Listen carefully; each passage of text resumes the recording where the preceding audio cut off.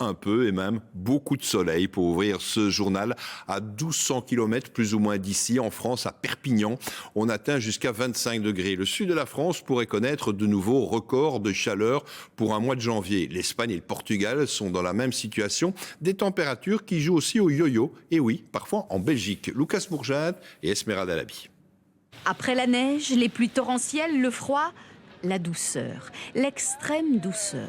On va même se baigner ici, à Montpellier. Quand nous avons terminé, nous quittons notre combinaison et nous nous trempons en maillot de bain. Et nous nous baignons. Voilà. Toutes nues. Non, pas toutes. Si. Non, en maillot, oui. 25,8 à Perpignan, 28 en Espagne, du côté de Valencia et Murcia, des températures élevées qui seraient logiques si nous étions fin mars. C'est lié en fait à la présence d'un anticyclone actuellement sur la péninsule ibérique et donc qui envoie ces masses d'air d'origine subtropicale excessivement douces pour cette période de l'année. Un redout généralisé sur la France, le Portugal, l'Espagne et chez nous aussi. Ces images ont été tournées il y a une semaine. Depuis, la neige a bien fondu.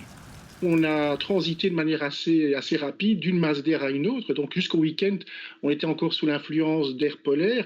Et puis depuis le début de la semaine, on est repassé dans un flux subtropical, donc avec de l'air beaucoup plus doux. Ce contraste, il se produit finalement très souvent, donc c'est pas vraiment exceptionnel. Mais effectivement, quand on retrouve des masses d'air douces, elles ont peut-être tendance à être plus douces que ce qu'on peut rencontrer il y a 20 ou 30 ans. Et c'est peut-être là, effectivement, qu'on peut y voir le signe du réchauffement climatique. De là à dire que janvier 2024 sera le mois le plus chaud jamais enregistré, c'est trop tôt. Ce redout généralisé devrait en tout cas durer une dizaine de jours.